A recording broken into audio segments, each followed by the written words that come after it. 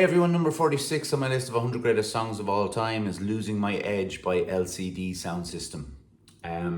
Their first single, mad for single, like 8 minute long song that, you know, to a casual listener or someone who listened for the first time, doesn't really go anywhere or doesn't do an awful lot. But that's maybe the point. And what the song seems to be about is the idea of James Murphy, who's the one of the founding members and lead singer of LCD Soundsystem, is the fact that he feels that because of his age, as he's getting older, he's starting to lose his edge with his fellow musicians or DJs or whatever, and that he wants to, and I look at it sometimes as like Sympathy for the Devil by the Rolling Stones, and it's about the devil being everywhere, you know, being omnipresent at all these horrible events and stuff. And James Murphy talks a lot in the lyrics, and I'll get into him a little bit, where he talks about being in places where it was impossible that he could have been, with bands as they were coming through, like, you know, in their first songs or as they were starting to practice and get together.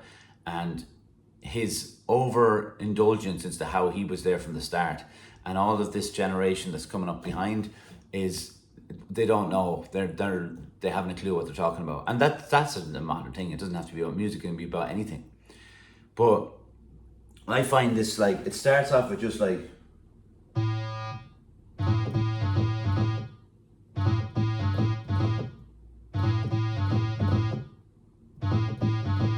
that goes right through it.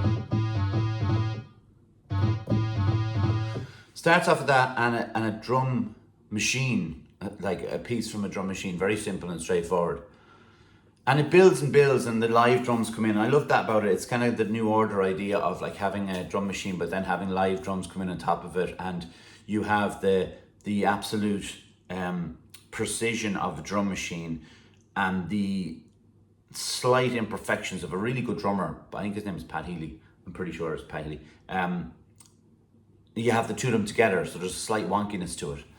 And then these little bits come in, there's all these mad little sounds on synthesizers and stuff, which LCD sound system are great at. And the intensity is building through the song, and James Murphy's intensity is building through the song as he's singing.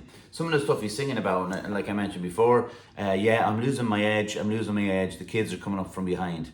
I'm losing my edge to the kids from France and from London, but I was there. And like, you know, France and London, I think people talk about, he did a song on the album that followed this about Daft Punk playing Daft Punk are playing in my house. People know that song by LCD Soundsystem. He could have been mentioning talking about Daft Punk in that sense, and Just East were coming through, another French DJ act were coming through at the time as well, so that could have been another one. So he was there. He says, I was there in 1968. I was there at the first Cannes show in Cologne.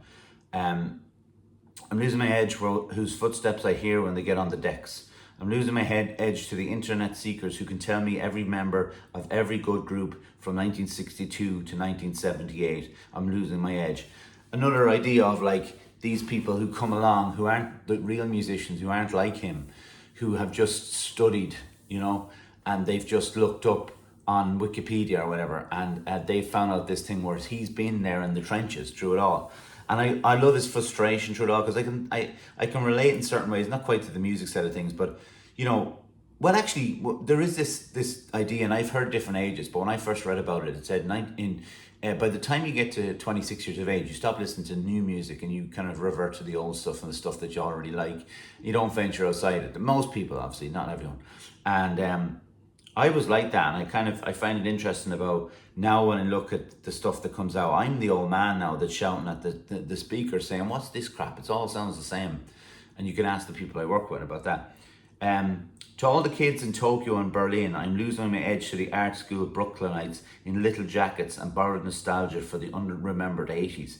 There's like a Jack Kerouac on the road kind of thing to this. You know, it's like or Burroughs or what's the other dude? The bald guy. He was the Ginsberg. You know, the kind of stream of consciousness. With some of these lyrics that I love, and when you see him perform it live, it's even cooler, because he adds like, you know, little inflections in his voice and stuff to make it like real snobbish. Like he says something like, "I'm losing my edge to the article Brook Nights in a little jack and borrowed nostalgia." He does it really kind of plays on it a bit. And he keeps insisting that I was there. I was there in 1974 at the first suicide practices in a loft in New York. I was working on the organ sounds with much patience. I was there with Captain Beefheart, started up his first band.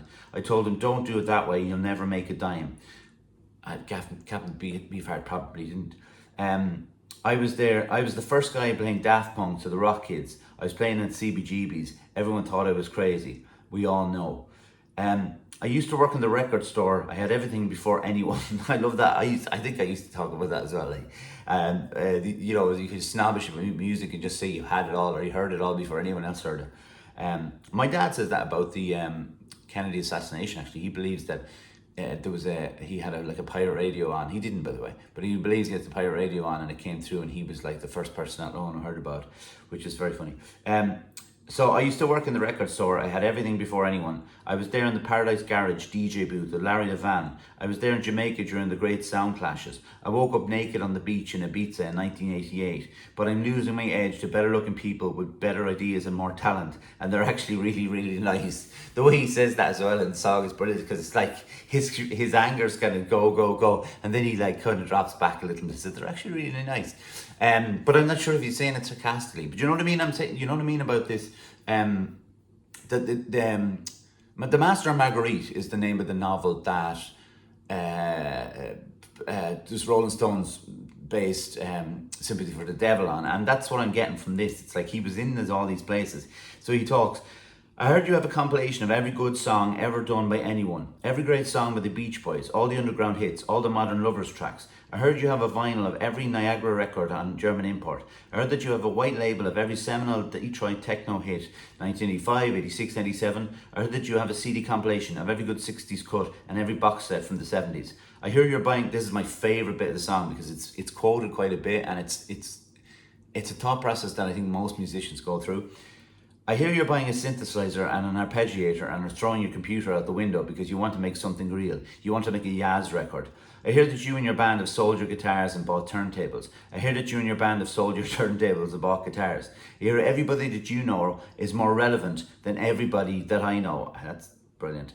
"But have you seen my records? This Heat, Perry Ubu, Outsiders, Nation of Ulysses, Mars, The Trojans, The Black Dice, Todd Terry, The Germs, Section 25, Altia and Donna, Sexual Harassment, Aha, Perry Ubu," he mentions him twice, "Dorothy Ashby, Pill, The Fana All-Stars, The Bar Keys, The Human League, The Normal, Lou Reed, Scott Walker, Monks, Niagara, Joy Division, Lower 48, The Association, Sun Ra, Scientist, Royal Trucks, 10cc. The music is like, it's picking up as we go.